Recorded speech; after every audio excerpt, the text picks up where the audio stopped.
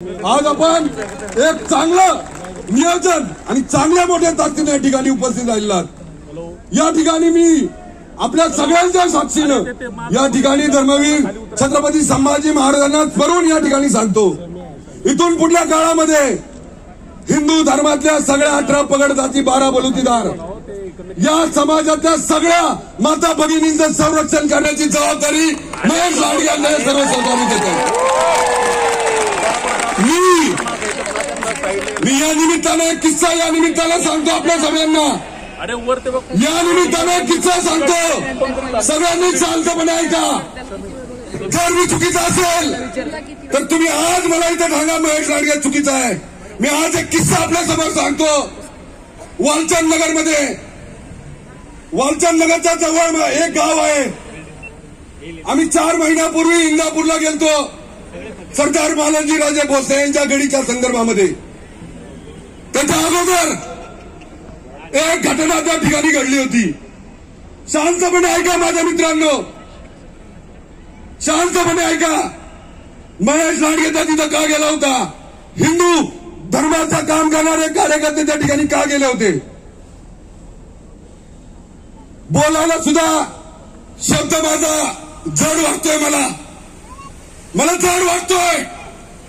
अरे 21 वर्षाची माझी लोहार समाजाची मुलगी जी मतिमंद होती, मतिमंद, ज्या मतिमंद मुलांना कपडे घालायला सुद्धा आपण सांगतो, त्या 21 वर्षाच्या या मतिमंद माझ्या मुलीवर या 80 वर्षाच्या नराधमानं बलात्कार केला होता, बलात्कार। तुम्ही सांगा महेश लांडगे करतोय ते चुकीचं आहे का बरोबर आहे? अशा नराधमांना ठेचण्यासाठी महेश लांडगे आज छत्रपती धर्मवीर संभाजी महाराजांना स्मरून सांगतो, असं कोण गावलं तर मी तुमच्या बरोबर आहे, त्याला पोलिसांच्या स्वताब्यात द्यायची गरज नाही। भर चौकात त्याचा चौरंगी करायचा आपण सगळ्यांनी। आज या धर्मस्थळावरून आपण सगळ्यांना एक नम्र विनंती करतो, आपण सगळे एक आहोत तर सेफ आहोत।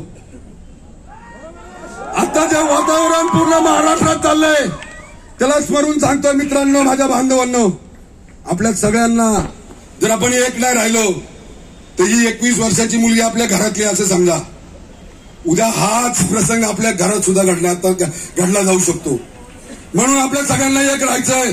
एवढ्याच्या निमित्ताने सांगतो, पथकाचे महासंघ जे आहे आमचा पिंपरी चिंचवडचा महासंघ, ढोल ताशा पथक, त्याचे प्रमुख जे आहेत संदीप जाधव यांच्या माध्यमातून जे काही सगळे ढोल पथक या ठिकाणी आलेत त्यांचं मनापासून कौतुक करतो। आपण बराच वेळ झाला ढोल ताशा घेऊन त्या ठिकाणी उपस्थित आहात। मी आपल्या मनापासून या ठिकाणी धन्यवाद देतो। उपस्थित सर्व तमाम हिंदू बंधू आणि भगिनींचं मनापासून धन्यवाद देऊन या ठिकाणी थांबतो।